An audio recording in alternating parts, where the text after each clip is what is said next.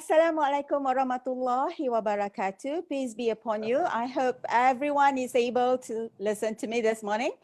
All right. Yang berhormat Datuk Seri Dr. Noraini Ahmad, Ministry of Higher Education, Professor Dr. Nordin Yahya, Director, Higher Education Leadership Academy, or better known as AKEPT, Professor Datuk Insinyur Dr. Muhammad Marzuki Mustafa, Acting Vice Chancellor, Universiti Kebangsaan Malaysia, Professor Datuk Wira Dr. Raha Abdul Rahim, Vice Chancellor, University Technical Malaysia, Melaka, Malaysia.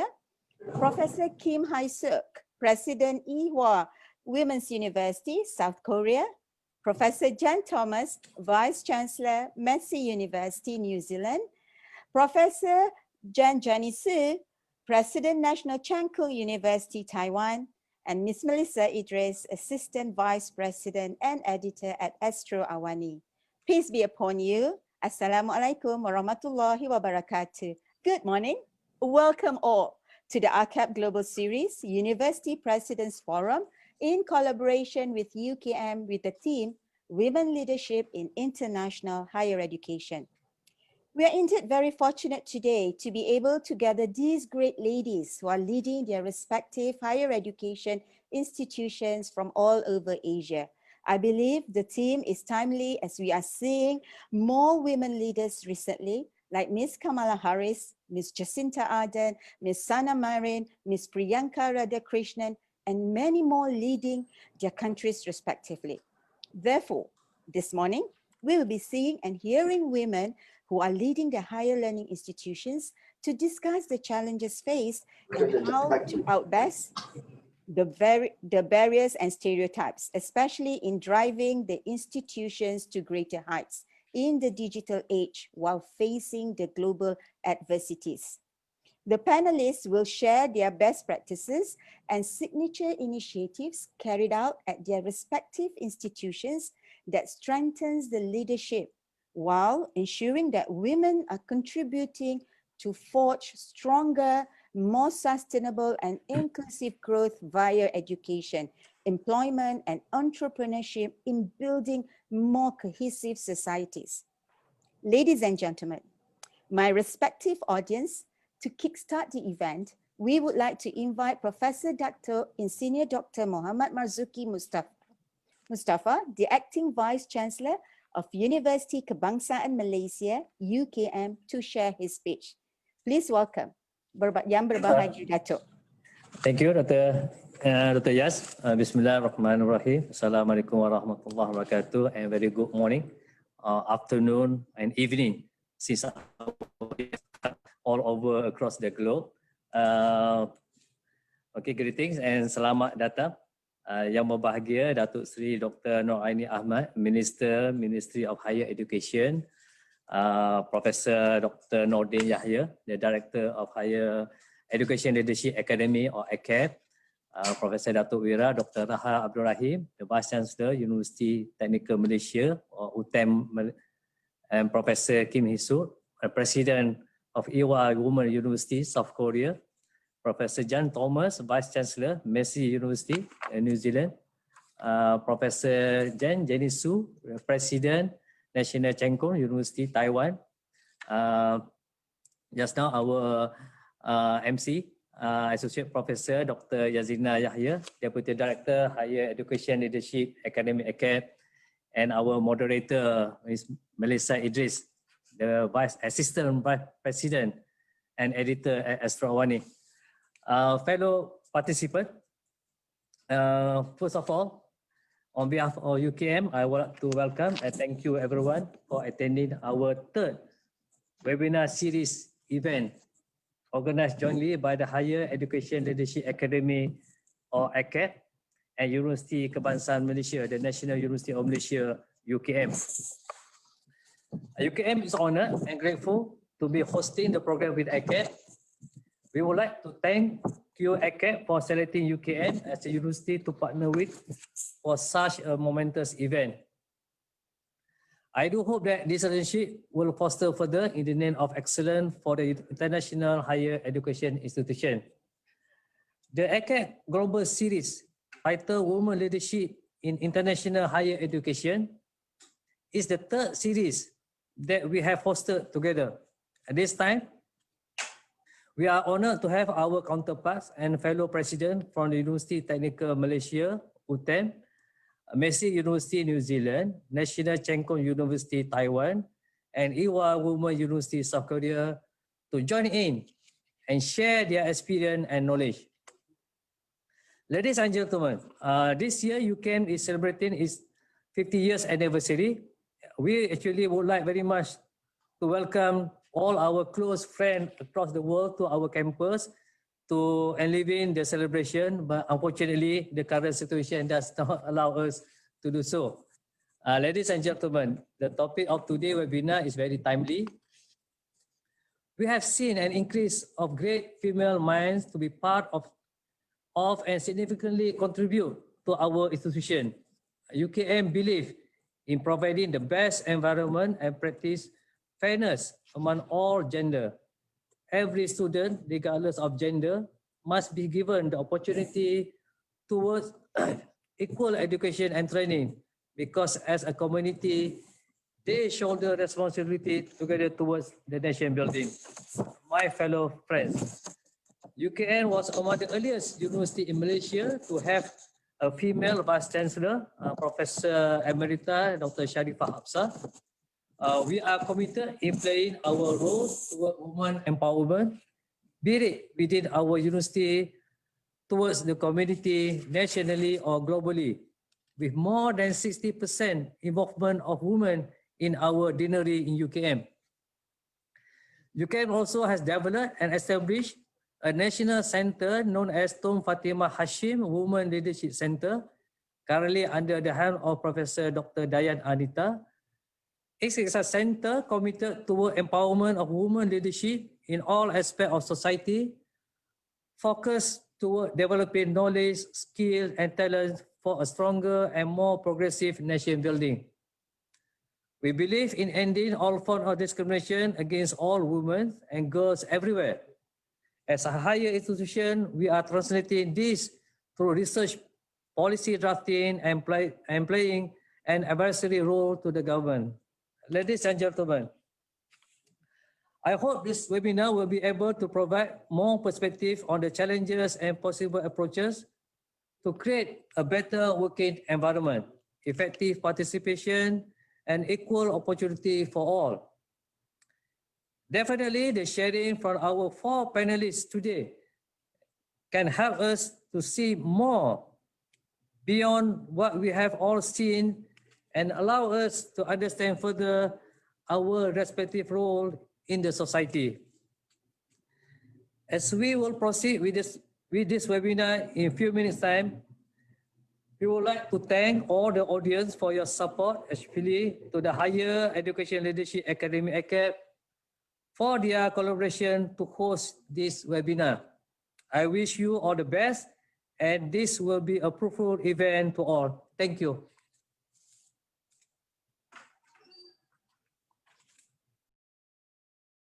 Okay. Thank you so much, Yang Berbahagia Datuk, for the speech. And AKEPT is indeed grateful that we are able to collaborate with UKM for this webinar.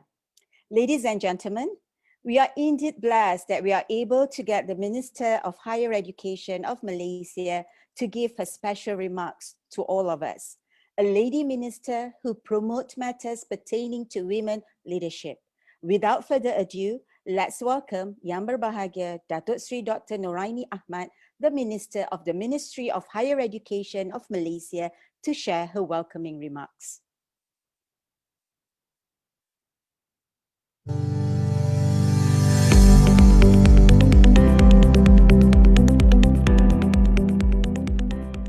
Professor Datuk Wira Dr. Raha Abdul Rahim, Vice Chancellor, University Technical Malaysia Melaka, Professor Kim Hei Suk, President Yihwa Women's University South Korea, Professor Jen Su Hui Jen, President National Cheng Kung University, Taiwan, Professor Jan Thomas, Vice Chancellor, Massey University, New Zealand. Bismillahirrahmanirrahim. Assalamualaikum warahmatullahi wabarakatuh. And a very good day to everyone. At the outset, I wish to extend a very warm welcome to the distinguished speakers and participants of the third Higher Education Leadership Academy, or AKEPT, Global Talk Series. I'm honored to be part of this forum, which is a collaborative effort between AKEPT and University Kebangsaan Malaysia, or UKM. Fellow speakers and participants, this forum gathers universities, presidents across the world to share their insights and thoughts on issues surrounding the international higher education. And today, we are honored to have such distinguished panel of experts to share their experiences and wisdom as women leaders. I am confident that this forum will discuss and try to address the challenges faced and how to outpass the barriers and stereotypes, especially in driving the institution to greater heights in time of global adversities. The theme, Women Leadership in International Higher Education, aims at ensuring women's contribution to forge stronger, more sustainable and inclusive growth via education in building more cohesive societies. Ladies and gentlemen, it is very crucial that we understand the needs of our female talents in order to create and place formidable women leaders in the organization. The COVID-19 pandemic has brought in an unprecedented challenge to our lives, with women bearing the brunt of economic and social fallout. But it has also brought to light the many success stories of women country presidents who had shown not only great ability in mobilizing the people and calming the chaotic situation, but also equipping various levels of community in combating the pandemic. It needs to be mentioned here that the 5th Sustainable Development Goals of the United Nations has focused on gender equality, positioning it as not only a fundamental human right, but also the key success to a peaceful, prosperous, and sustainable world.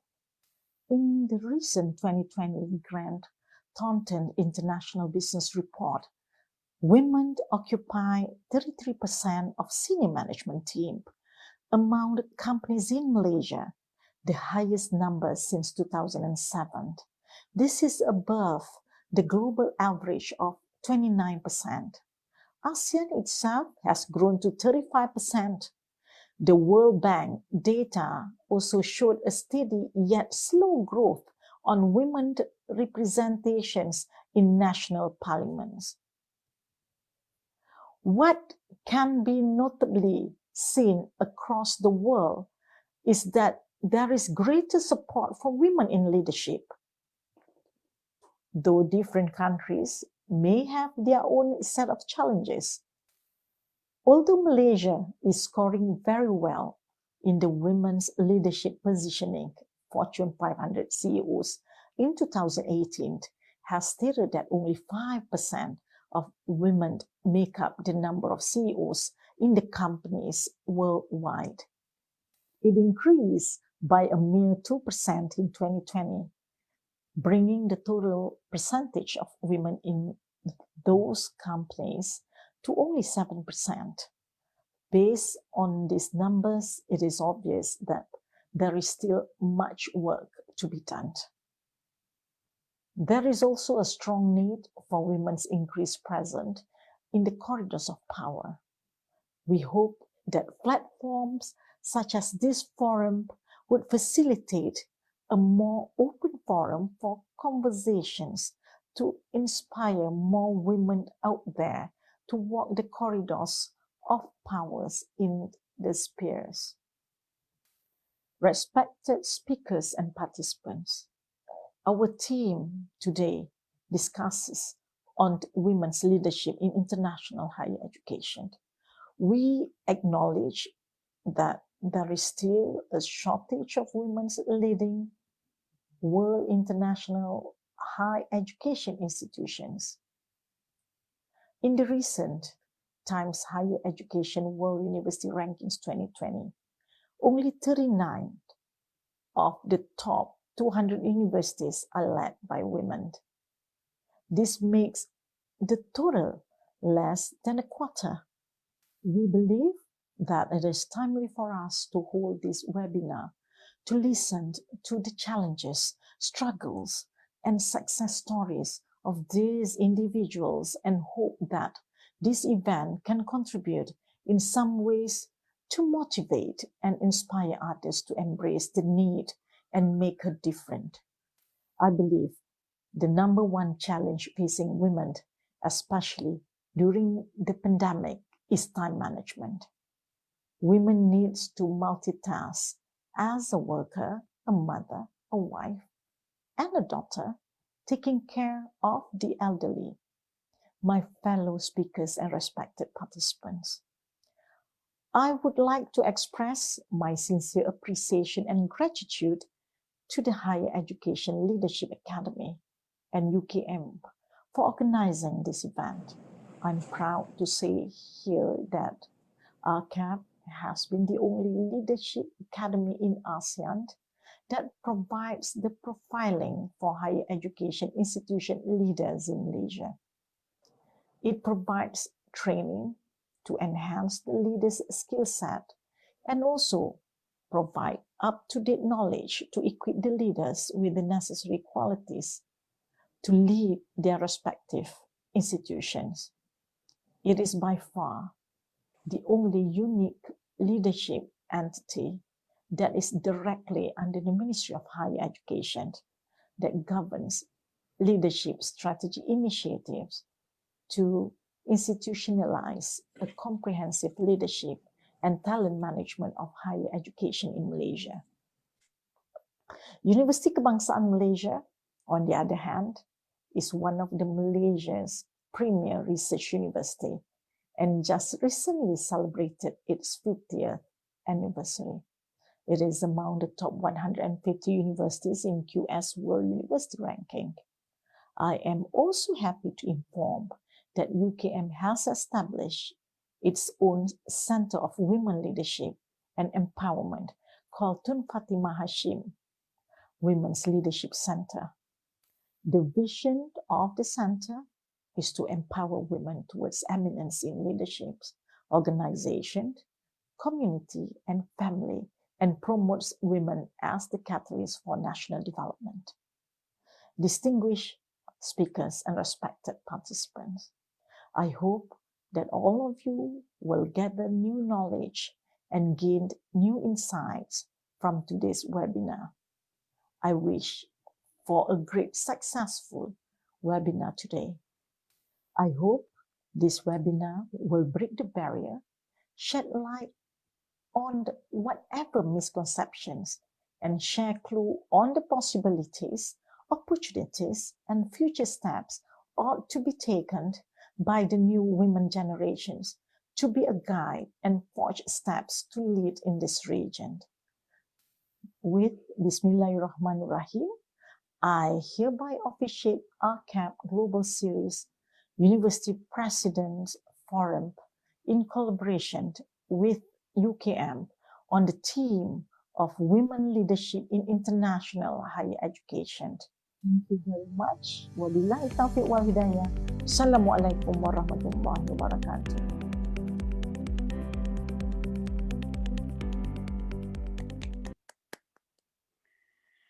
Thank you very much, Yang Berhormat Datuk Sri, for the profound speech. I am certain, being the first women minister of the Ministry of Higher Education, will indeed inspire all the ladies and women out there to aim for the star and never waive their goals in life. Members of the webinar, it's time for us to listen, to explore, and for the great ladies panelists to share with us the secrets of women leadership. To mediate the session, I would like to introduce our moderator for this morning webinar. She is a journalist with 15 years experience on various media platforms, newswire, print, online, radio and television. Melissa Idris needs no introduction to the Malaysians as she is well known in the Malaysian media platform. She is currently the Assistant Vice President and Senior Editor and Anchor at Astro Awani. Prior to her foray into television, she honed her broadcast skills in radio as the executive producer, anchor of the Morning Drive Time show for BFM 89.9 radio. In her broadcast career, she has interviewed senior policymakers, corporate leaders, and international newsmakers, including Nobel Prize-winning economist Joseph Stiglitz, theoretical physicist Professor Michio Kaku, the world's first humanoid artificial intelligence, Sophia the robot, social media mogul Gary Vaynerchuk, aka Gary V, and two-time former Prime Minister Tun Dr. Mahathir Mohamad. She holds a Master in Journalism from the University of New South Wales, Sydney, and is an Economics, Public Administration and Politics graduate from University Malaya. In 2017, she was chosen to participate in the Wolfson Press Fellowship at the University of Cambridge in the UK, where she spent an academic term researching post-truth and the spread of disinformation. Ladies and gentlemen, please welcome Ms. Melissa, and the floor is all yours, Ms. Melissa. Thank you so much, Dr. Yazrina, for that glowing introduction, I have to admit. Thank you, everyone, for being here today, sharing your morning with us. I see more than 400 people here present in the webinar today, and that's overwhelming. Thank you for wanting to spend time with us this morning. Now, the thing about virtual panels or virtual webinars, and I'm sure you've all been part of one, is that there's a certain sense of freedom. There's kind of absolute freedom to kind of hang back, but you can also ask your questions not with any pressure. So anytime you think of a question, there's no pressure to ask it in person. You can always just type it virtually. And there's a little box at the bottom of your Zoom screen where you can see the Q&A. Please go ahead and send your questions throughout our conversation. I want to keep it as conversational as possible. So I'll try my very best to incorporate your questions.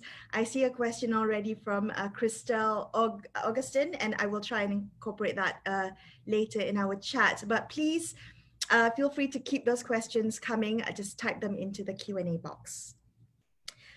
I want to say, first and foremost, before I get to the introduction of the panelists, I'm absolutely delighted to be here. It's a real pleasure because when I was asked to do this, I jumped at the chance because I'm not only passionate about telling women's stories and their lived realities, trying to make that more visible on the the station that I work at, I host a show called The Future is Female, where I speak to women of all backgrounds who are working really passionately, really diligently, and often very quietly to make a difference in their chosen field. And I am very passionate about that program.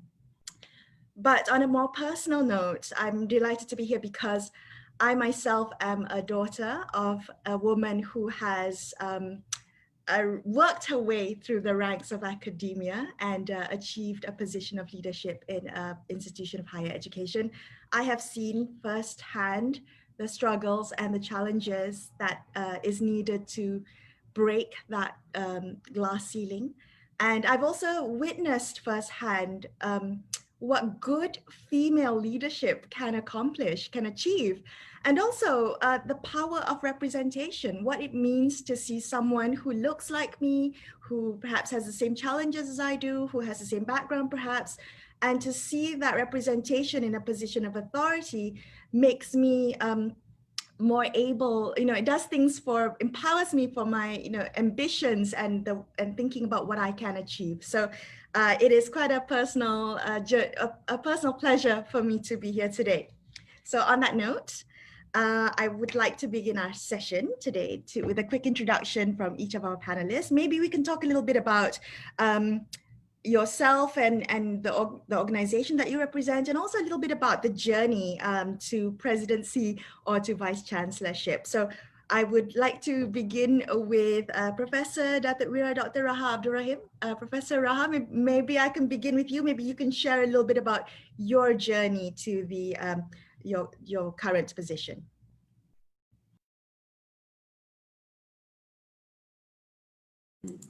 Okay, hi Melissa. Thank you so much for hosting us. Of course, thank you very much to AKEPT for inviting me to be one of the panels for today's session. Alhamdulillah. Interestingly, Melissa, just to share with everyone here, I am now actually the Vice Chancellor of University Technical Malaysia, Melaka, that is situated in the historical state of Melaka in Malaysia. We're not that far off from Kuala Lumpur. It's about 130 kilometers away, which is actually not really that far. It is further from KLIA to as opposed to from KLIA to UTM actually.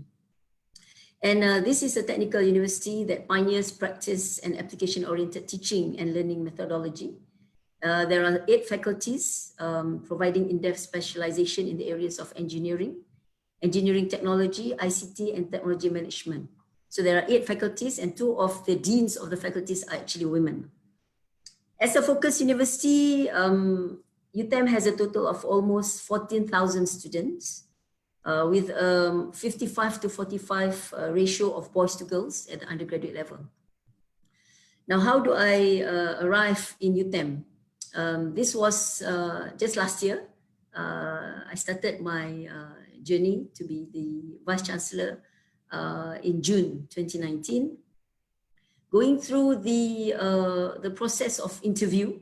See, in Malaysia, we have this panel of interviewees, so it's actually open to, it's not gender biased. That means it is open to women and men alike, who are actually some being invited and some being proposed based on their credence, I am sure. So going through a professional panel of interviewers, it was an interesting moment because Professor Raha? Yes? We're having some audio issues. You can hear me? Can you hear? Hello? There we go. Okay, can you hear me? Yes, Prof. Raha. All right. So I was just sharing with you the interview that I had to go through because University Technical Malaysia Melaka is a technical university. And they have never had a woman vice chancellor prior to this.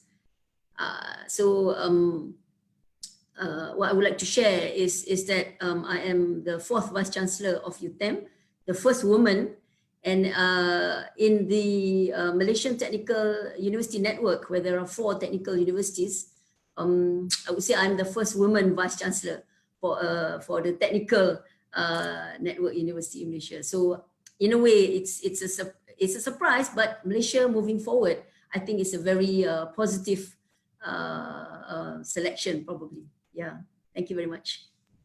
Wonderful. Thank you so much. Can I now move on to Professor Kim, President of Yihwa Women's University in South Korea. Now, I understand, Professor Kim, that you were elected president in 2017, and this was in the university's first ever direct vote. So all students, faculty, and administrative staff voted you in, democratically elected. So tell us a little bit about your journey.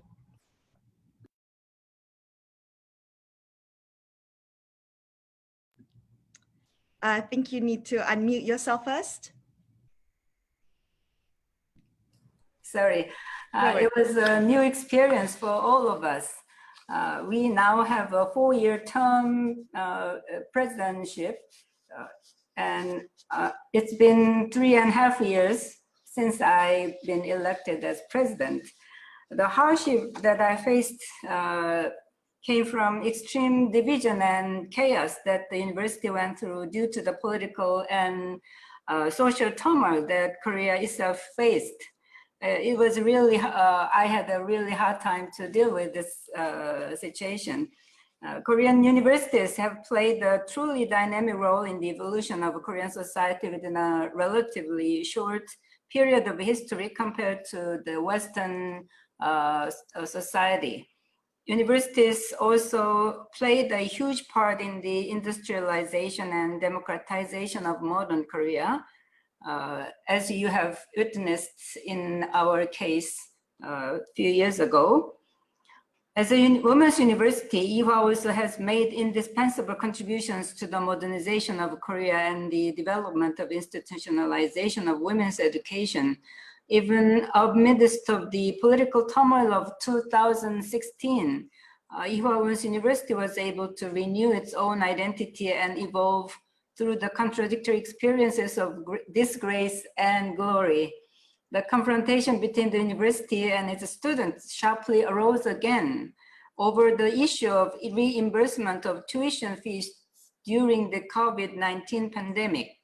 I think that this series of events had a great impact on the relationship between universities and students and between professors and students, not only causing the collapse of authoritarianism, but also encouraging us all to reflect upon the nature of the authority held by knowledge and intellectual capacity and the prestige of a university.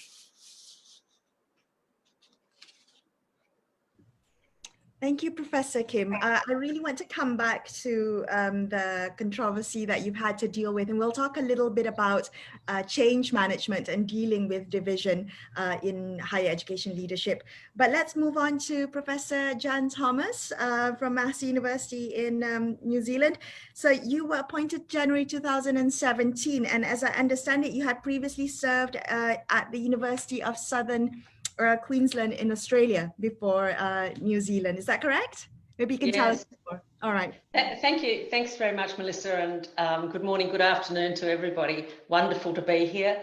Yes, for the last 4 years, I've served as Vice-Chancellor at Massey University in New Zealand, which is around 31,000 students, with comprehensive, but with real strength in agriculture, food technology, veterinary science, and so on.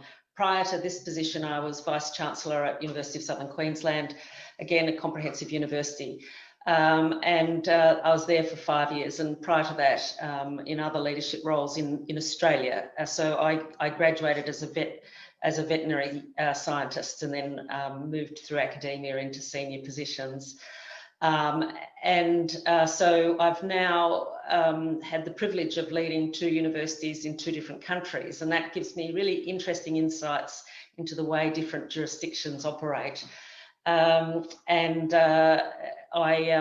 have thoroughly enjoyed moving to New Zealand. So here we have 3 campuses and a very world-class online experience as well, quite big for the New Zealand landscape, and one that really contributes to the nation. So that's kind of tracking up through academia and then into senior management, as is pretty typical of my colleagues around the table. As an aside, and probably of interest in the context of balance that I'm sure will come through in much of the discussion today, is that I also raised 3 children as a single mother after my husband died when I was pregnant with my youngest. So one thing and another, there's a lot of experience I have around balance and juggling and not being perfect, if that's of any interest to any of the listeners. Yeah, I think it is. Definitely, let's touch on that a little later in the conversation. But I would like to invite President Sue, Jenny Sue, to tell a little bit about her as a national university in Taiwan. I understand that you are the first woman to hold the post of president in the university in its 85-year history. So the floor is mine. Good morning, Melissa. It's wonderful meeting you virtually on this platform, and to my dear panelists around the globe. Yes, I did. I had the immense privilege and sort of honor to be searched and then later selected at the 2015. And prior to that, I received my undergraduate degree here in Taiwan, but went to receive my doctoral training at the US. This is my hometown. I had never really expected to come back to Taiwan and work, but it was, I guess it was meant to be. And I think the unique experiences I have with this close to 90-year history of universities, in all fairness, as the two of the best and the oldest and then comprehensive university here. Aside from National Taiwan University in Taipei, we were situated here, firm and well in southern Taiwan. We are in close adjacent connection to 2 of the important science park and science and technology park. We also host the largest and the only national medical center for central and southern Taiwan. So with that, I wish to express maybe in a way, I came from a very, very small faculty here in the university. The university is about, for 2/3 of them is science and technology. For 90 years, it was the predominant part of it. And then aside from that, it was the medical facility faculty. But I come from a public health division, which is very, very tiny. So in a way, I came from a searching process that also involves the voting from the faculty as well to make sure that we receive sufficient approval or acceptance votes from them to be in this position. I wish to say that in a way, we were open enough, inclusive enough to receive someone who were not a graduate of this university, who were not from the largest faculty, but in a way had sort of ample experiences in international activity, and also had more literacy or communication understanding across different disciplines. So I guess that's one of the benefits I had when I was interviewed by the committee, and when I had to communicate with the other searching committee members to express how I envision this university can be better and more sort of inclusively positioned in light of the future education environment. And that's how we anticipate to cultivate the next generation of our students. So that's how I came through and how I came to well, I really love that. I love that you had a vision for more inclusivity, and you made that known. And I think I want to begin with that. There's so much to touch on during this conversation, everything from, I guess, leadership style to culture to communication and dealing with controversy. But I want to touch on one of the main things when it comes to leadership, particularly in institutions of higher education, which is change management. And we're dealing in a time of COVID-19, which has forced us to change, like it or not, and change often is uncomfortable. but particularly for institutions of higher education and those that have perhaps a long history. Some institutions are hundreds of years old and may be somewhat resistant to change. Let's talk a little bit about how, as leaders, you've had to, I guess, deal with change management, deal with trying to change a certain legacy that perhaps you inherited. I'm going to direct my first question to Professor Raha. While the others may want to think, and if you would like to weigh in, please do so. Professor Raha, how have you had to deal with change management? What's your strategy been? Hi, Melissa. Oh, tough question. Actually, those are the questions that were asked during the interview when the search committee was interviewing me. Because, as I mentioned earlier, the university is very male. It's a technical university. It's male-oriented, and it's an engineering and technical based university. To me, change is subjective, because if you go into a new institution, because I am actually not from UTEM, I'm also being seeked from outside, and I have had experience with the Ministry of Higher Education for 5 years, and I am actually from University Putra, Malaysia, as a lecturer there. So when I came in, I am still heading a management team dominated by men. 97% of UTEM's top management and senior officers are actually men, with the main specialized field of engineering and technology. There were two things, because when I came in, just as I came in, I was looking at now, how do I communicate? Because to me, communication is very, very important. So looking around the table when I first came in, I thought, wow, these are all, guys who have been led by another guy before this, and now how do I communicate to guys? But Alhamdulillah, for me, it has not been an issue, because again, to balance it off, some of us are actually very comfortable with men, because our husbands are men, our fathers are men, we've got brothers, we've got cousins who are men. So it's not really a big deal, but to me, what is important is to communicate well and to show that you are really serious about what you want to do. How do you manage that? Again, communication. Credence is very important, whereby you need to make sure that you are very comfortable, or they are very comfortable in the presence of new leadership. Doesn't matter whether it's a female or a male. Every time. Can I interrupt you and ask you? You brought up a really good point about there being a lot of men around you. Did you need the buy-in of the men to get the change going? Did you need male allies to make sure that your vision and your communication came across? Frankly, Melissa, I was not looking at gender, to tell you the truth. To me, buying in means, even for females or males, the buying in has to happen. Because it doesn't mean that I'll be more comfortable in the presence of more female. It may be worse.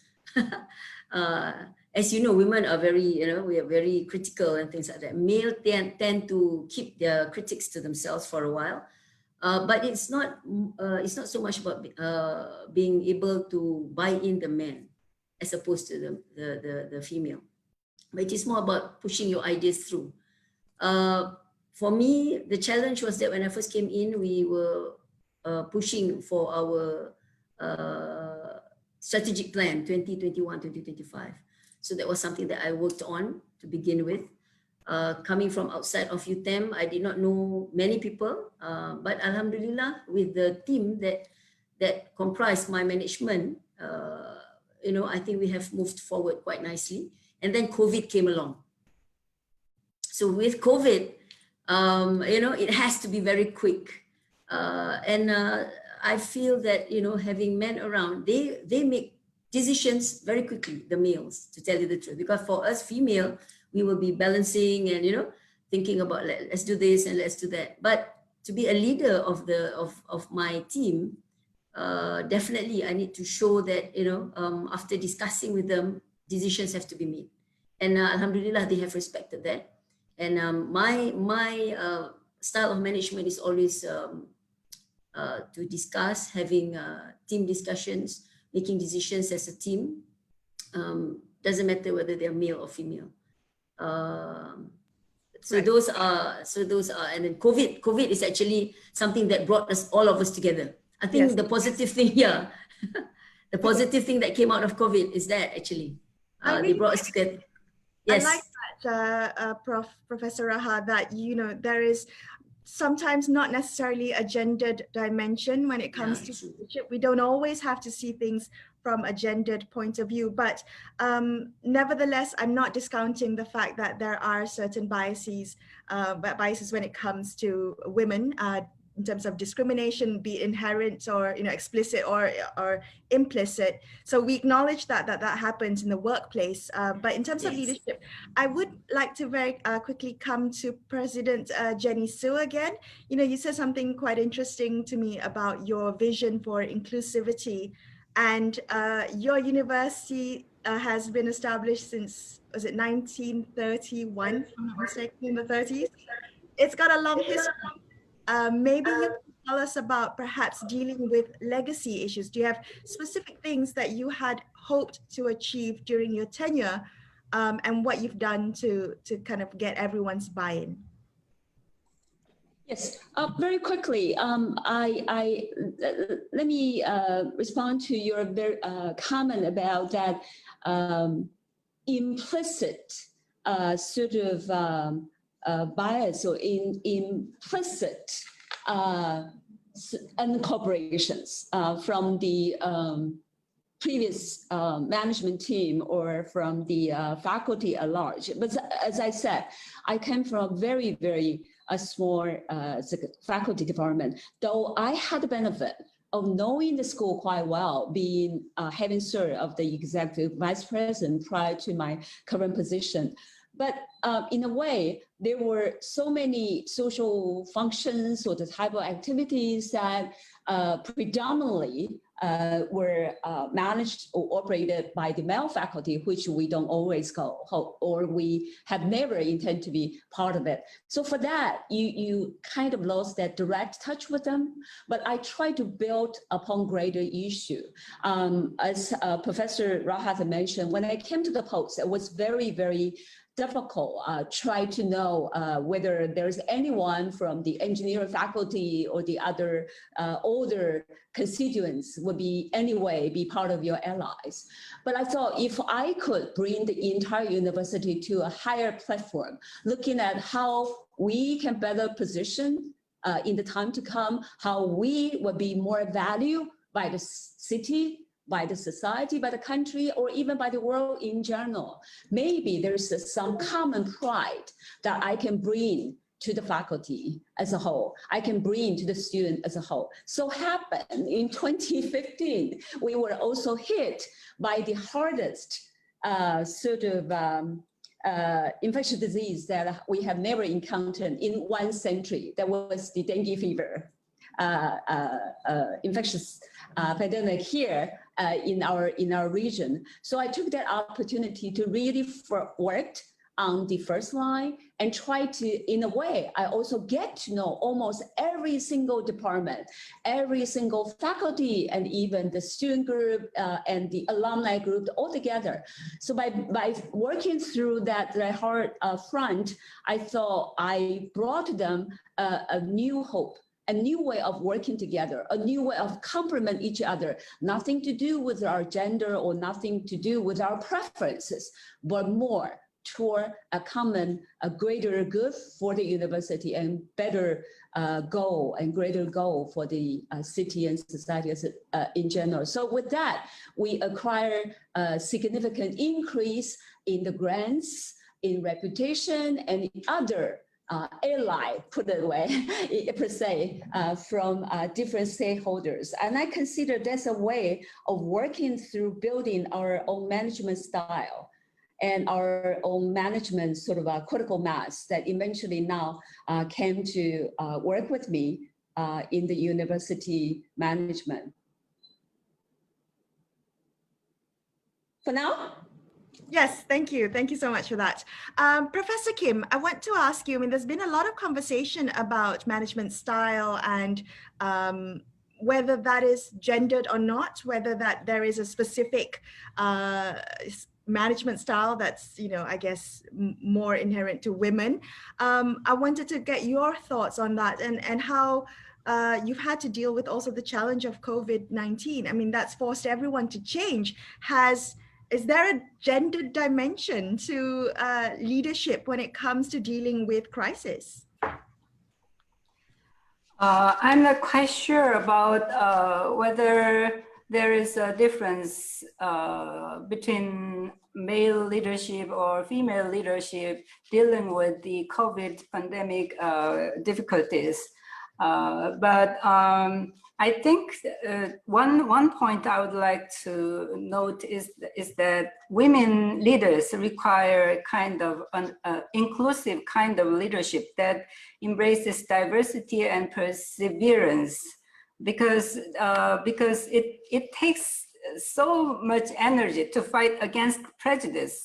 So it'll take so long time to solve that kind of problem. So we need we need to preserve our energy to make ourselves stronger. So I think perseverance and valuing diversity is very important for women leadership. Korean society has been very strongly patriarchal because of the influence of Confucian cultures. And the only about 4% of the higher ranking the higher positions in companies are women. So the government is trying to increase the number of female leaders in corporate sections. But it will take time because it concerns with it's not just a matter of ability or the career specs. It's a matter of culture and psychology, and there is a strongly male kind of network where male people are more familiar when they are together. Right. It's the boys' club, isn't it? Yeah, yes, boys' club. Yeah, yeah, strongly that way. Yeah, but in dealing with the COVID situation, I think we didn't have any other alternatives but to take online courses and work from home policy. So. Mm-hmm. Okay, wonderful. And Professor Jan, you've had a chance to hear your fellow panelists say a couple of things. What about you? You know, when we talk about leadership, do you see it as in terms of a gender dimension?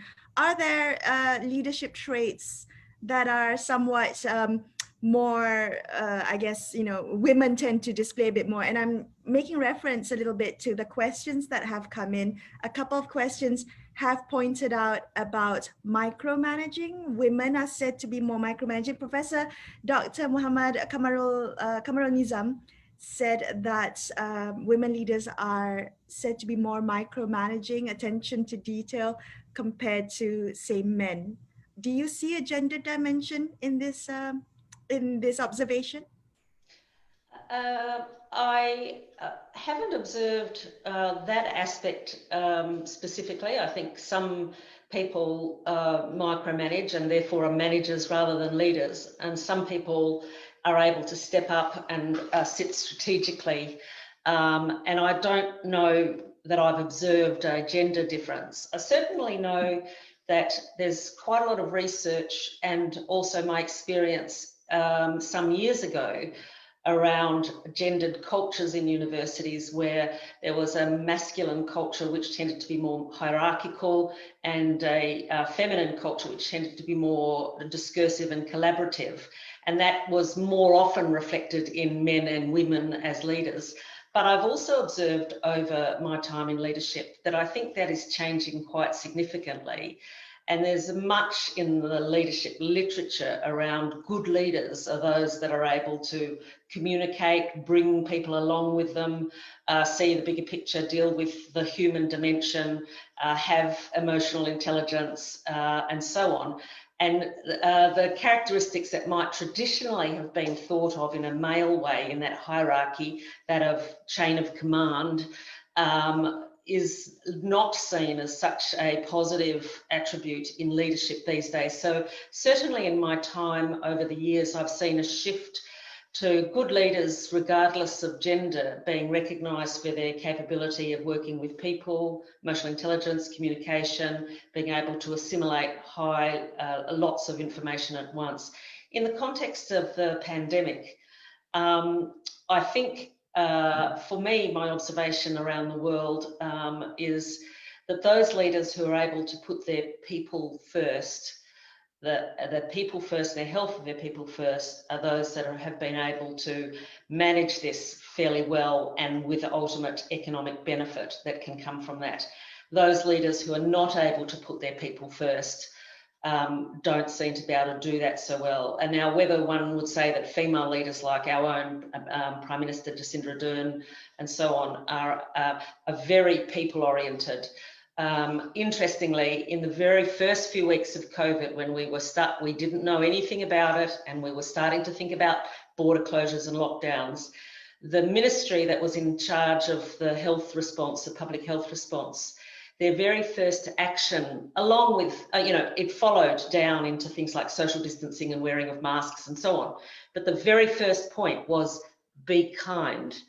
And I'm not sure I've ever seen that in a government department with the instructions for managing a pandemic.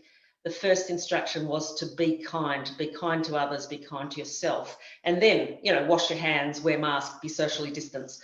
So putting people at the centre of the pandemic response and responding quickly as is what is the right thing to do for the people and the communities that we all live in and share, I think was a success, and I suspect may well be more obvious in women, in national leaders who are women, but maybe not. Do you think that that could be perceived as showing, weakness, to show a certain vulnerability, or to personalize your leadership into this caring and kind and almost motherly dimension? Do you think that could be perceived as a weakness to those who you are perhaps leading? Well, my observation, and certainly the way I try to lead, is that there will be some people who view it as a weakness. It is not my view. I think it is a strength. And I think the more you can recognise the human dimension of the people that you are leading, the more you're able to get people to share the vision and to come with you on the journey, regardless of how hard the change management process is. Everybody is a human being, and we all have complications in life. And simplifying it down to an economic output or a productivity metric, I think really undervalues the strength in being able to capture the hearts and minds of the people that you lead, to lead to a sort of a collective, collaborative effort, far more effective in terms of long-term sustainable outcomes than instructing, which might be seen by some as being the stronger leader. Thank you so much for that. I want to talk a little bit about whether we've seen an evolution in terms of more women representation in positions of leadership. I make reference to the minister's speech a little bit earlier. She pointed to the Times Higher Education ranking analysis saying that 39 of the top 200 universities in the world have a female leader. It's up, but it's not really where we want to get it. And I wonder whether it's a lack of women in the talent pool, in the pool of succession. Professor Raha, you mentioned that your academic staff around you are predominantly male, simply because of the technical nature of the work that you do. How do you look to, I guess, equalize that imbalance? How do you look to make sure that there are a significant enough number of women pursuing positions of leadership, so that when it comes time to choose in the panel of people who choose a vice chancellor, they have the option of women as part of the pool? Thank you, Melissa, for that question. Yeah, as mentioned by the minister just now, who is actually a woman, just to highlight that issue that we have, highlight the fact that we have a woman minister helming the higher education in Malaysia. Malaysia has started off looking at having 30% women to play key roles in public sectors way back in 2004. And by 2017, women actually comprise about 36% of public sector workforce. So that's very visionary by the government. And in 2015, if I'm not mistaken, the government actually mandated that women should comprise at least 30% of board corporation by 2020. Now, I sometimes tend to argue with that concept of having at least 30% women in certain posts or role, because to me, being a woman, and again, we always need to have to prove ourselves in a way in competitions. But to me, if it is 30% of women just to fulfill the quota, that does not stand very well in my thinking, you know. So in a way, let's have a fair playing field, right? Let's have a fair playing field. If the person is good, if the woman is good, then choose the person, bearing any biasness towards gender. However, having said that, I feel that women needs to be also supported, perhaps a little bit more so than our male counterparts. Because going back to what Jan mentioned earlier, you know, a woman needs to balance between work life and, you know, being a mom. And I'm not saying that the father is not a father, but it's a little bit different. Being a mom and, you know, having to cook at home, perhaps, you know, taking care of the family and things like that, putting things together. You know, when a child cries, it actually goes for the mother. Sorry, my male counterparts, you know, but that's the truth. So in that sense, perhaps we need to ensure that for now, there must be some ways where we can make sure that our women are given some support in terms of looking at how they can progress well in whatever environment that they are at, whether it is in a higher education situation or even in an industry. So much so that I feel that in Malaysia, again, I would like to stress upon the fact, women has always been given a fair, I would say, a fair, quote unquote, opportunity to move, breaking the glass ceiling. Not many, but we have had women, we have women ministers, we have CEOs who are women, we have vice chancellors. Of our 20 public university that we have in Malaysia, currently we have 2 women vice chancellors, but at one time there were 4 women vice chancellors amongst the 20. And I feel and I hope that when they were making the choice, it was because of, you know, the leadership quality of those women, and not because they are trying to fulfill that 30% quota. That would really, you know, upset me a lot. Okay, that's quite interesting. I like, okay, so that's how you feel about quotas. Can I come to Professor Kim? How do you feel about quotas? Because you mentioned a little bit earlier that the South Korean society is still very patriarchal, has a lot of traditional gender norms. How do you feel about quotas in trying to correct the gender imbalance? Well, I think a quota is very important, but more important thing is that I think we have to educate our female students to have self-confidence in being woman. And on an individual level, it is not sufficient. The importance of Yihwa Women's University as a kind of collective intellectual site, I think it's very important to have that kind of women's university. We have 17,000 undergraduate students and almost 6,000 graduate students and 230,000 alumni. And many alumni are working in various areas. One survey showed that about 40% of the top ranking women leaders in business sectors are graduates of our university. And that kind of focused training and the empowerment of women by women, that kind of theme is very important, I think. Wonderful, thank you for that. Professor Jan, could I come to you just to touch on something that Professor Raha mentioned earlier about balance? Let's talk a little bit about that. In my interviews, often I stay away from asking a woman how she juggles life and career, how she balances. I try not to do that because I think no one would ask a man that. But again, we have to address the fact that sometimes, justified or not, the burden of care work falls often to the women, and that may add as an obstacle to her career. Maybe we can talk a little bit about that in your personal experiences. Thank you. Yes, and I would say I'm not a fan of quotas either, so I would not want to be chosen because I'm female. I'd like to be chosen because of my outcomes. I think the balance is only ever going to be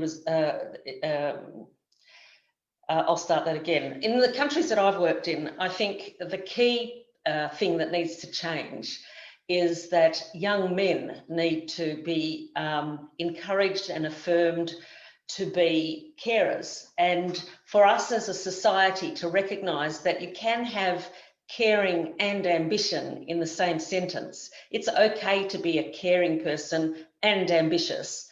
And so until caring for family members is seen as something that society values, and men are encouraged to take up, paternity leave, be the primary carer, women will always be working on a back foot. And so, yes, at the moment, society always puts additional weight onto the mother in a marriage for the care of children, or as a daughter to elderly parents, and so on. And so balance is really important. I think institutions have a way that they can help address that. For example, promotions that look at by availability and access. So if you've taken time off in your career to have maternity leave, or you've gone part-time, then the metrics for applying for jobs or applying for promotions take that into account. So you're only, because that's actually not always the case, you're often expected to produce a full-time output in your research, even though you may have taken a year off in the last 5 years to look after a child. So taking into account that pro rata element of your outputs is really important for young women as they go through their career.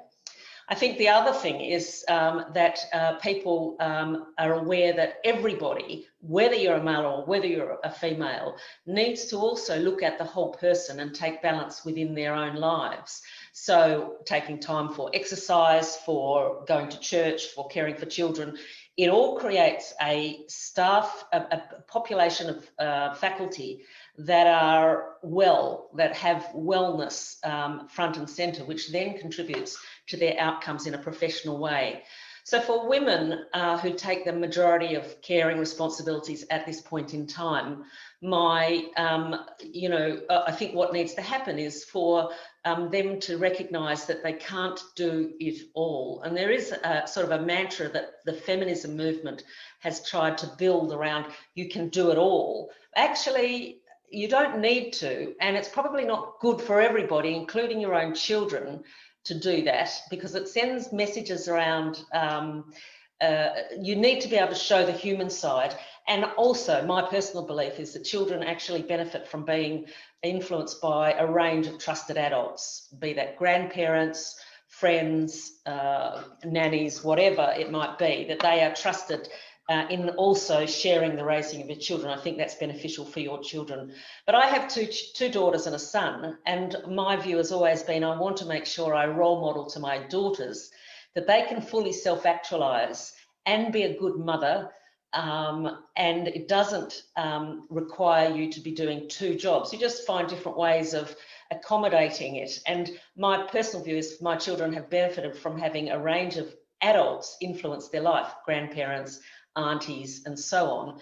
And therefore it kind of all works out in the wash, they've really well. And also, don't beat yourself up if you can't do it all. If the house isn't perfectly clean, it doesn't matter. If you haven't cooked the cake, it doesn't matter. What's actually matters is that your children are raised in a loving family where they are given the opportunity to be full human beings, and they can see their parent, in this instance their mother, pursuing things because it's important that they fully self-actualize and not sacrifice themselves because of circumstances. So I'm a big believer in not beating yourself up about being perfect, recognizing that raising a child takes the village, and that everybody in the workplace needs to be able to recognise their whole human dimension, and that give and take, and therefore flexibility to come and go if they may not be feeling well, if they may need to go and take exercise, if they may need to go to church or mosque or whatever.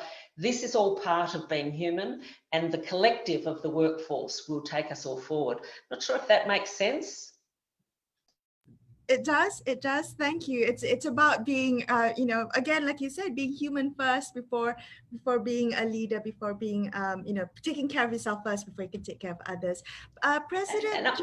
And I'd just add that actually adds as a really good role model for your own staff to see you behaving like that, because they kind of take their lead from what you're doing. So if you're working 15 hours a day and never taking time off or anything like that, they will want to do the same. So role modeling that kind of balance, I think, is important as a leader as well. Professor Jenny, could I ask you if you would weigh in on that? Because I'm wondering whether you think there is also something about being, that balance when it comes to an institution like education. I lost a few words from your last few sentences, but maybe I will very quickly add a few comments toward your previous inquiries to my colleague panelists. Melissa asked whether there's a shortage of talent pool. My sentiment is that it really depends on the fields. For instance, in our most recent elections, Taiwan's largest scale elections range from the local parliament leader representatives all the way to the central federal levels. And we now have close to 50% of the newly elected representatives are female leaders. And so I think women now are gradually more comfortable with areas that go directly in contact with people. I think we are perceived better, we are more fairly accepted, and our sort of inherited attributes, being considerate, being very, very inclusive, being sort of attentive, are well perceived by those fields that have a greater sort of access or in close accessibility to the general population. So that's one sentiment. But if you ask whether women leaders are now already well craved or well supported in area like academic rank, it's probably remain a challenge. But I would consider it's a matter of building culture. For my years of experiences with the university, I have so many times tried to invite or offer administrative positions to my sort of female colleagues, and they would somehow set back for the reasons of a commitment or a promise to her husband that she would spend so much percentage of the time at home or looking after.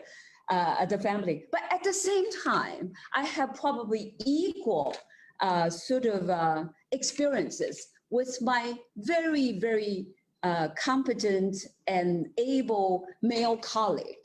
They would decline my invitation of serving in the administrative position for the similar reason. They want to have, and their promise to their better health, their commitment to the family. So it would be their time now to serve or looking after the family businesses. So therefore, they would decline my invitation to serve on the administrative position. So I would really strongly echo what Professor Thomas had mentioned earlier.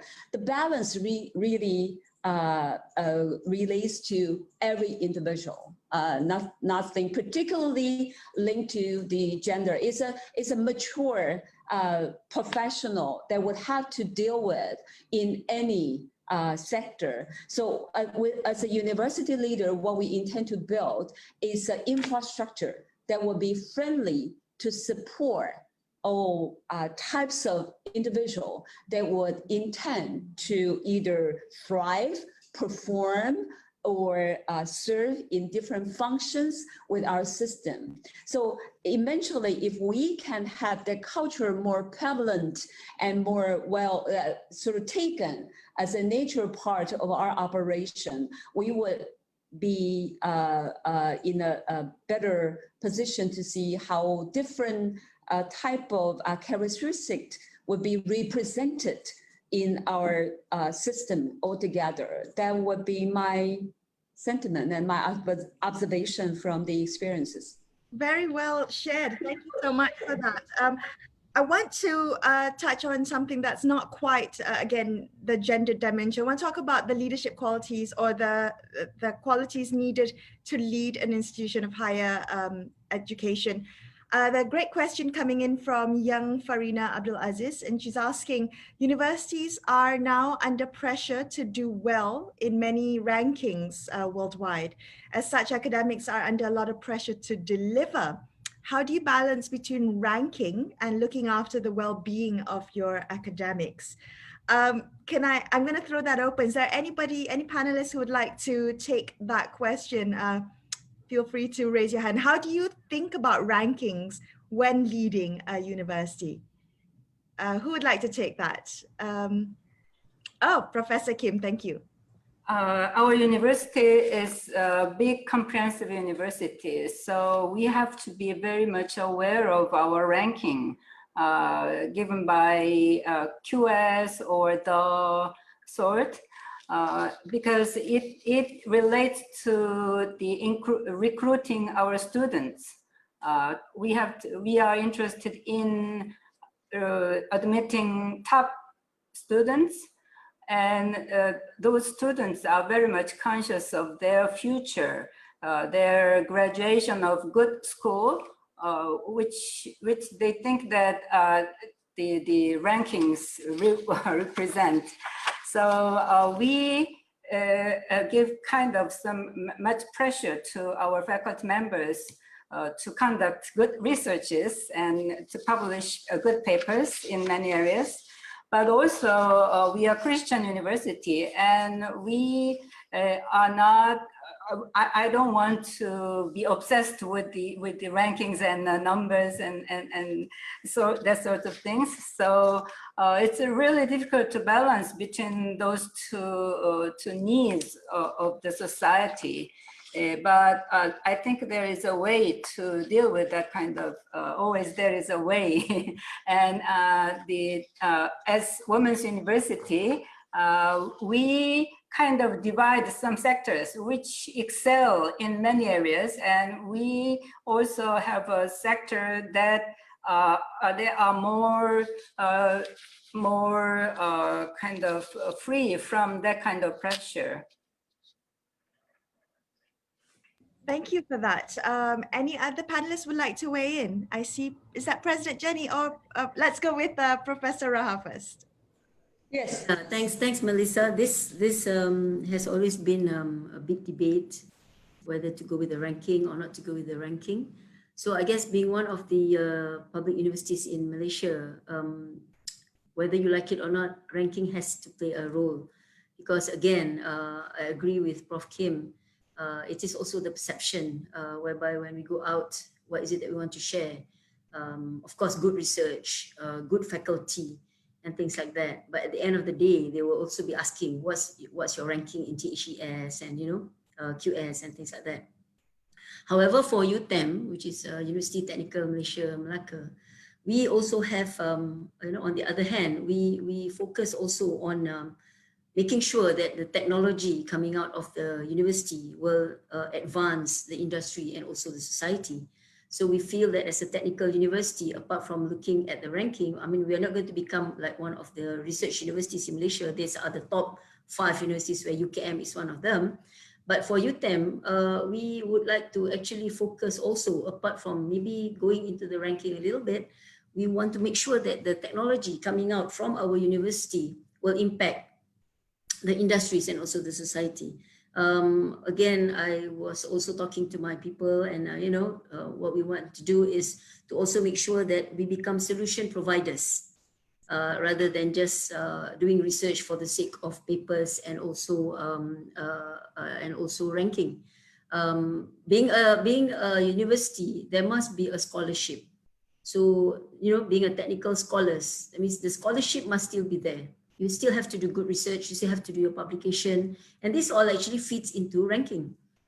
Make sure that your papers are cited because these are good work that people would like to cite. However, again, there must be a balance. And this is balancing between what is it that we can do for the society. To commercialize will take maybe 15 to 20 years. So why can't we work together and become solution providers instead? We have this clarion call, which we say tunai, that is it is tunaikan janji, fulfill your promises, and it is the technology at university advancing industries and society. So I hope with that we are very clear in UTEM. Ranking is good, and of course that helps us attract foreign students and also international students as well. Again, our students will be very, very happy and very, very proud to have graduated from a university which is high in ranking. But again, as with other things in life, there must be a balance. Thanks, Melissa. That's my take. All right, thank you. Before I go to President Jenny, I want to say thank you so much to Professor Kim. I understand that you have to leave us earlier today, but I want to thank you so much for being part of this panel. We really appreciate it. It was really my pleasure to meet you all, and I really appreciate the invitation. Thank you. Thank you so much. Thank you for your time. Okay, President Jenny, did you have something to add on to the ranking conversation? Yes, let me do it briefly. It's a reality. It's a hard fact that we have to confront it every day.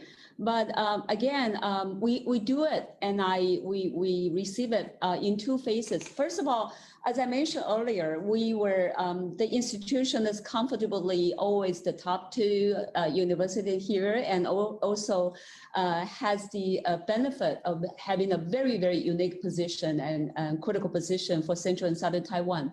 So and being a very, very old university here in Taiwan. So a significant portion of my faculty tends to, after years, get comfortable with business as usual.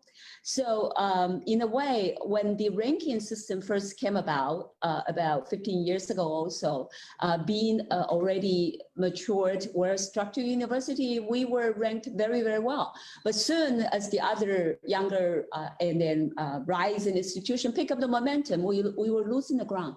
So ranking happened to be one objective sort of operators that I can bring a cool and hard fact to the faculty for them to realize that we really need to get serious with our progress. We need to seriously improve and revamp our infrastructure and our mechanism to facilitate young faculty development and so forth.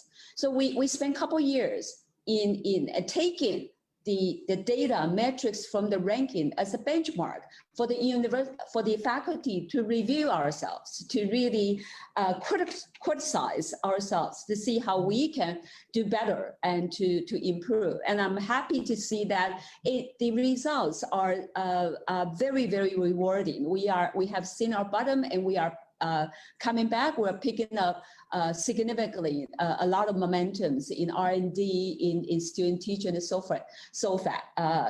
I consider that's a benefit that we receive from ranking. But again, after that, we always need to have ample space for faculty and students together to collectively envision how higher education are meant for.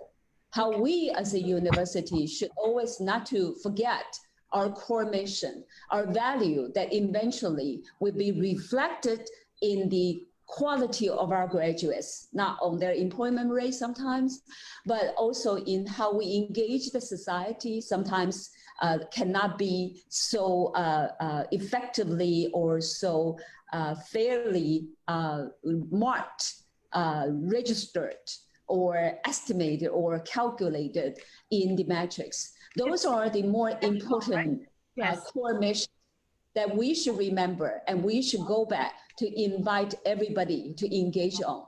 And so we now at least have a significant percentage of our time and efforts are dedicated to having the stakeholders engaged in visiting and reviewing and discussing our common values, rather than looking at the ranking data. I think that's very important. Again, it speaks to what makes good leadership in an institution of higher education. And it's I want to talk not just about the rankings, Professor Jan, maybe I can come to you about financial acumen and fundraising, because that's also part of leading a university, a huge part of it, in terms of, you know, thinking about financial plans, particularly in challenging times like this pandemic.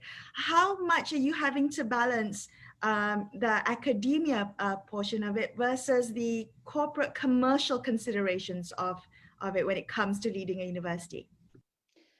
You're absolutely right.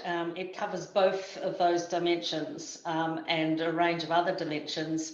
And so I think being President Vice Chancellor is, you know, a really tough role to be able to find the balance across all of those dimensions. I think there's a couple of things. Firstly, you need to identify the immutable characteristics of your institution, of universities, that cannot change regardless. And so, you know, teaching and research, this is what we do, the relationship between those two things.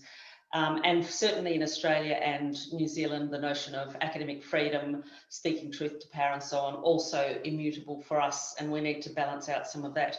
But to achieve those things, we need to be financially successful and sustainable. And so as a Vice Chancellor, I see my role as this Chief Executive Officer, essentially, of the organisation, and I have to be responsible for all the financial management of the organisation as well as the academic management. And you can't have one without the other, and they feed into each other. And so I think there's a lot of benefit in being an experienced academic to be able to then manage the money. And very hard to do it without that deep understanding of what it means to be in the academy. So I'm very grateful for my career as an academic, because it's really helped me be able to effectively manage the business of the university. It is not like other businesses, and we have a mission that is quite unique. So for me, certainly managing the finances is critical. We've taken a very, you know, significant financial hit as a result of COVID and the loss of our international students and so on, as many universities around the world have. And so, like all chief executive officers, you are reassessing your strategy, identifying your finances, working out salary and non-salary costs, capital investment, and so on, and finding the balance that achieves a good business outcome alongside maintaining the heart of the academy, which continues to drive the metrics that you're looking for, like your rankings, like your student satisfaction, like your graduate outcomes, and so on. And so that is a balancing act that you cannot afford to lose sight of one or the other. And I find for me, having a good senior team around that shares those skills and attitudes and therefore distributes the leadership more broadly is critical. I don't think I could do it just as a single person. You need to have that strong support of a senior team where your leadership shadow is felt across the organisation, so that I don't need to be in the room for people to know exactly what I would do if I was in the room, and for that to be deployed. And so that notion of the leadership shadow, when you're not in the room, how do people behave, I think is an important one for leaders to come to grips with. I really like that leadership shadow. I'm going to think about that next time I leave a room, whether I leave a shadow behind. That's very good. Okay, we've got a little bit of time left, and I want to give some time to the questions. We've got really great questions, a lot of which are to do with culture and leadership, and I hope that's been addressed a little bit earlier in the conversation. I do have this one particular question that I'm drawn to, and I'm going to try and find it from Jafri Masrudin. And he's saying that undeniably the contribution of women in the, continues to be significant and increasingly important in the workplace. Now, what can men do to help facilitate and encourage that better, a more conducive environment for women, for a fair career progression for both genders? And I think that's a wonderful question. What would you like to see men do more of, so that we see more gender diversity and gender balance in institutions of higher education? May I go to President Jenny? Get it right. It was a question that our male friends are asking what they can do, right? I assume that was it. I like to go back to what earlier Jen was mentioning, the education and knowledge part. We had delegate really significant level of efforts and resources into the education by being at the university. So over the past few years, since I came to the office, I worked with my colleague to make sure that there were enough communicational type of information and venues and contexts can be made available in a very friendly way to both the faculty and the students, for them to understand how the constraints and hidden sort of priorities for each sector. As you probably are also aware of, at our institution, we were committed to make sure we have a gender equal, regardless, every sort of choices of their preferences. So with that as a premise, having that as a core value, we went full sort of speed to align faculty, divisions, classes, activities, lecture, even movies, and the other social functions, to make sure those images, those messages, and those values, those understandings are being made in a visible and explicit way. And so that I have a very, very sort of a satisfactory number coming from the students who have come to these classes, who have participated in those activities, are record high. So it's for our faculty. Our faculty have high percentage in making themselves available and making themselves present in those settings, so that they become better understanding toward how we can all work together in making sure that's a balanced environment. This is a friendly environment for all, and not for each or any particular gender or choices of their preference. The environment has to mirror it first, and then you can kind of imagine kind of a better future. Thank you for that.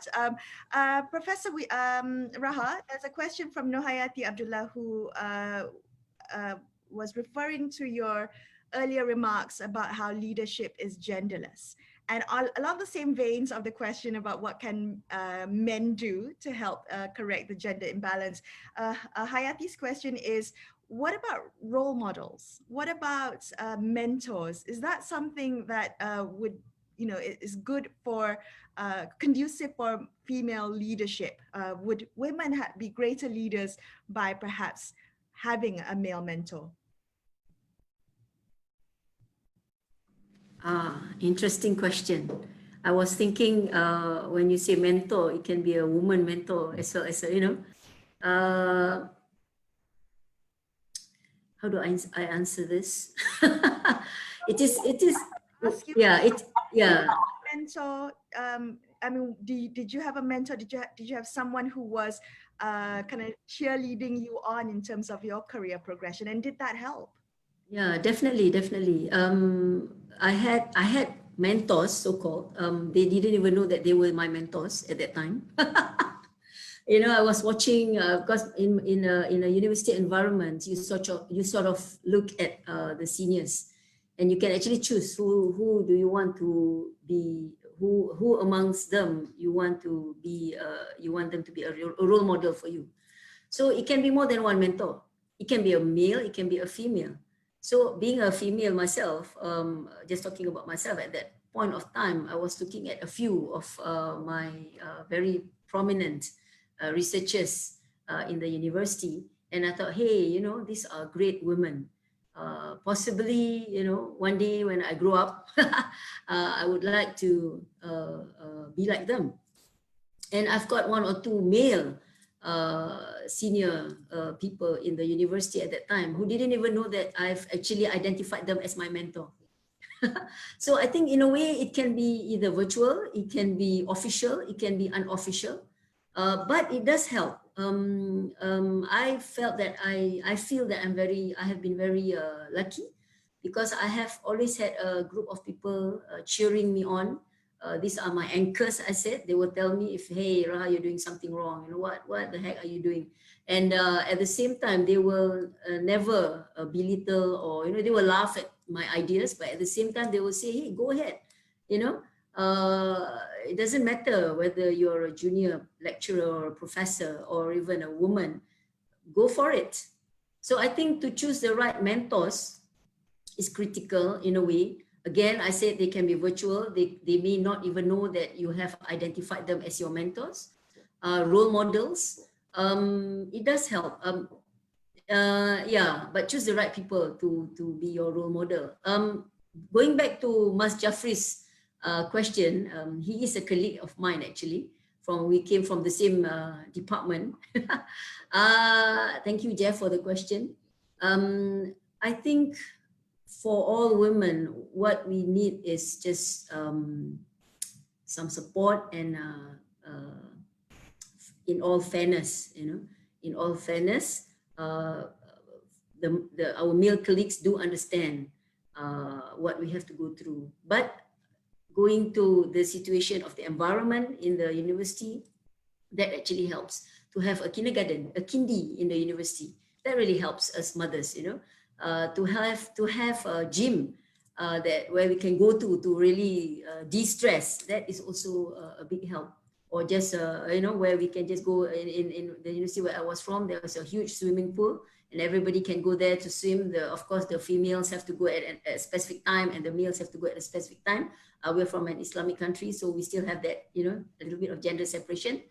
But these are things in the ecosystem that would actually allow us to move further and to excel in whatever that we decide to do. Well, can I just say, as someone who grew up on a university kindergarten, I spent my childhood there, practically grew up at the university swimming pool. Yes, my children as well, Melissa. Yes.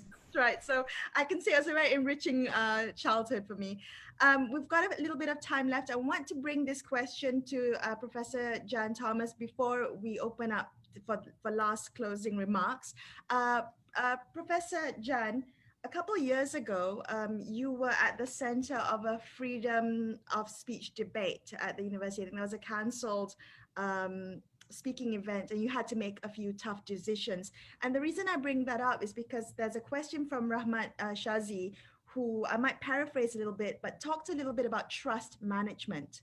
And I was wondering, Professor, if you could draw on that, the experiences of that event and what you learned from it in terms of building trust as a leader of a university.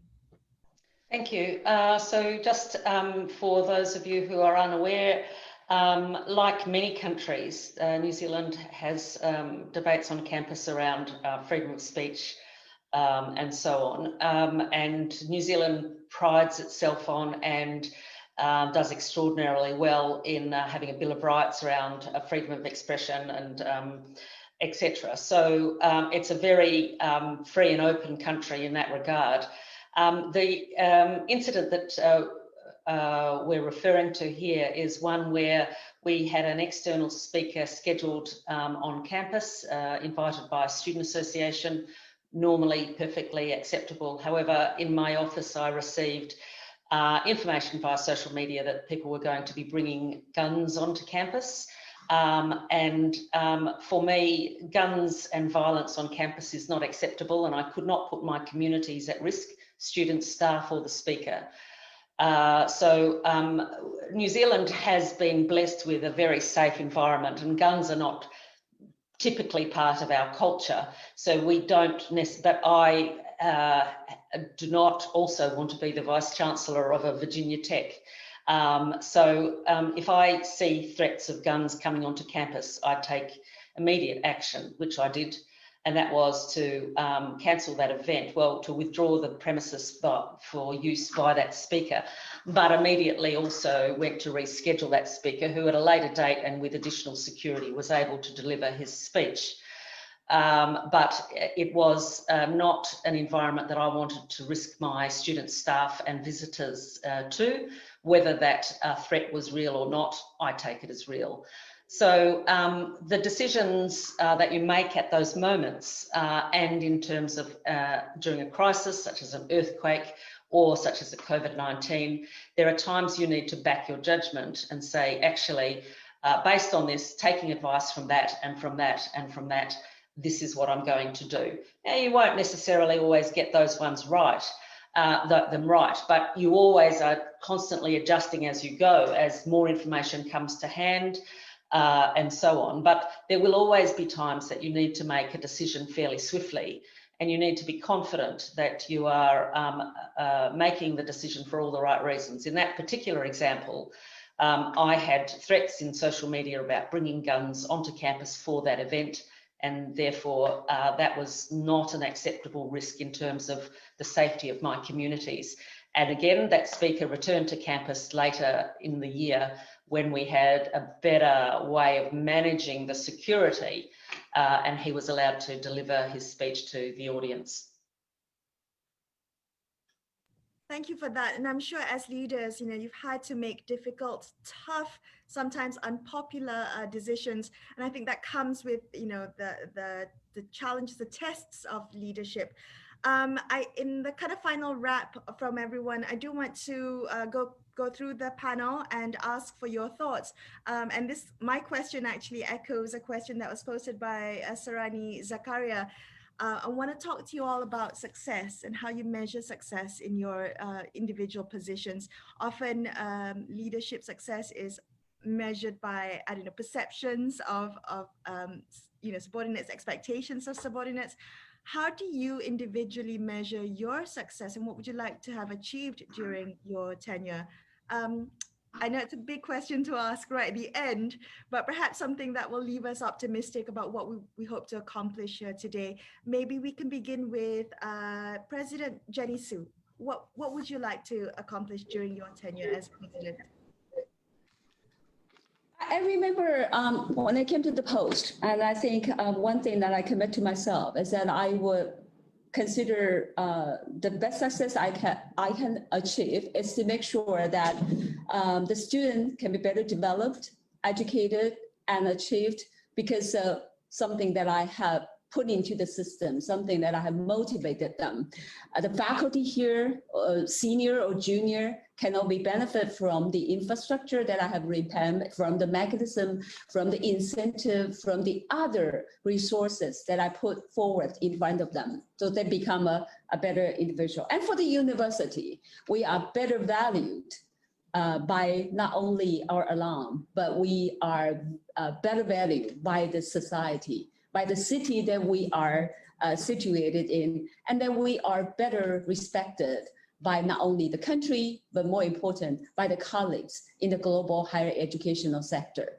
So through the time, every day, and nearly on a daily basis, I ask myself, is there anything that I did was echoing to this core value, and anything that I can tell myself or convince myself that any individual, any particular facility, any important mechanism, or any critical policy is done or is implemented or is put forward or is enforced because of that core value. So I consider the greatest success that any university president can enjoy is to see your stakeholders are better benefit from the things that we believe in and from the things that I do. So that's how I gauge myself. And at least university is well respected by our colleagues. Okay, so always stay firm to your core values. Make sure that your decisions, your actions, all are in line with that. Professor Raha, what about you? How would you define success in your role as Vice Chancellor?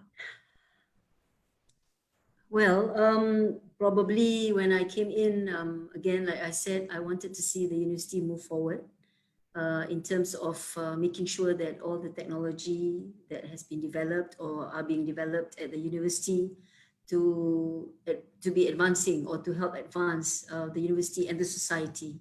That is very, very important. At the same time, I also would like to see all our faculty and students working together, having the same goals to make sure that, you know, we all move forward together and that the organization will be seen as contributing back to the society and to the country. I would want to share with you a quotation perhaps, because this is the last leg, right? The challenge of a leadership is to be strong, but not rude, be kind, but not weak, be bold, but not bully, be thoughtful, but not lazy, be humble, but not timid, be proud, but not arrogant, have humor, but without folly. And when all is said and done, remember to enjoy the journey. Take time to smell the flowers. Thank you, Melissa. That's lovely. Thank you so much for sharing that with us. Professor Jan, last but not least. Thank you. And I mean, it is such a privilege to lead organisations like universities. It's very hard to put into words, but I hope three things at the end of my time as Vice-Chancellor here at Massey University. Firstly, I'd like to see others being developed up and achieving their very best, in particular the deputies that report to me, for example, that I'm able to support them to progress with their ambition. And, you know, there's nothing better than to see someone that you've had as one of your line reports go on and be a Vice-Chancellor somewhere else. That kind of enabling others to be successful, I would view that as a real mark of success.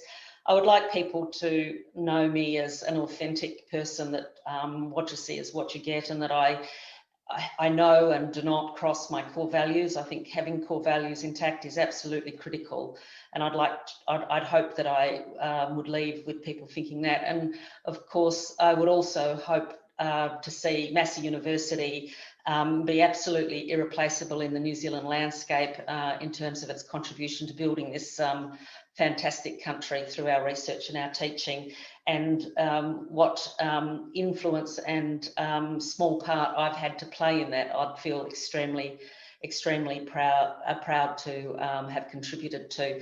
But you are in a position always where you are surrounded by many good people who are doing outstanding work, and if you as a leader enable them to be able to be their very best, I think you've done a good job.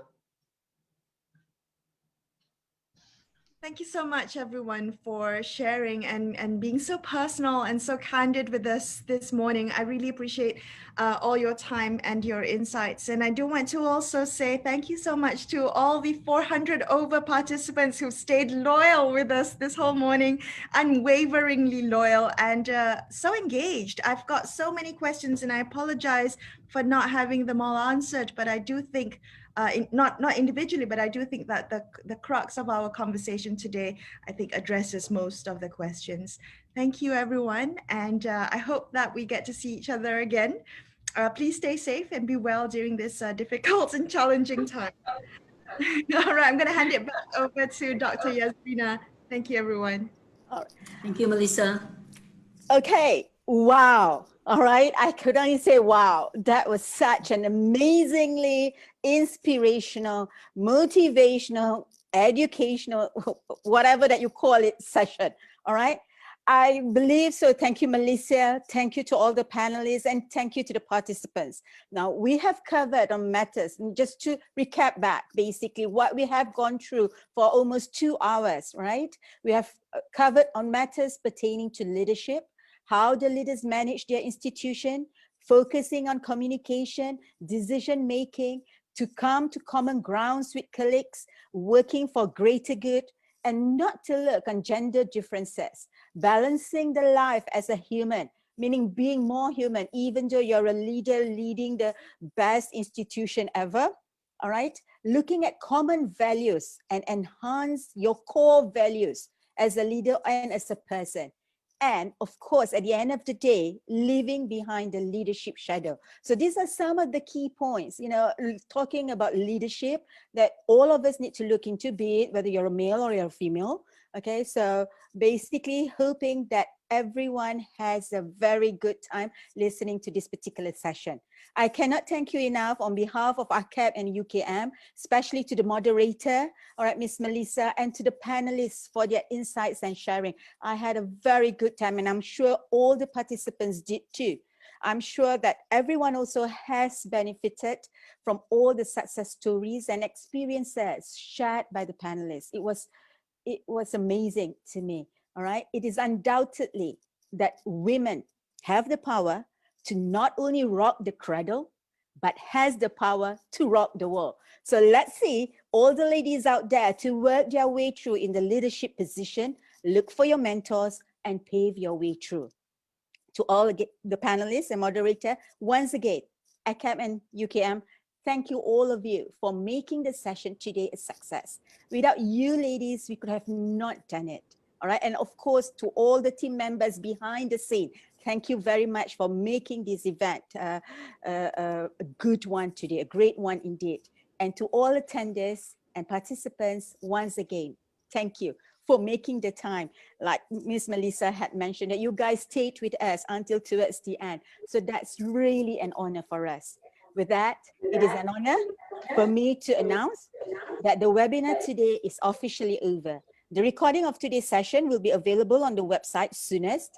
Please check out the UKM Global website and AKEPT's website as well, as we will have more exciting webinars coming up. And believe me, you do not want to miss the next one.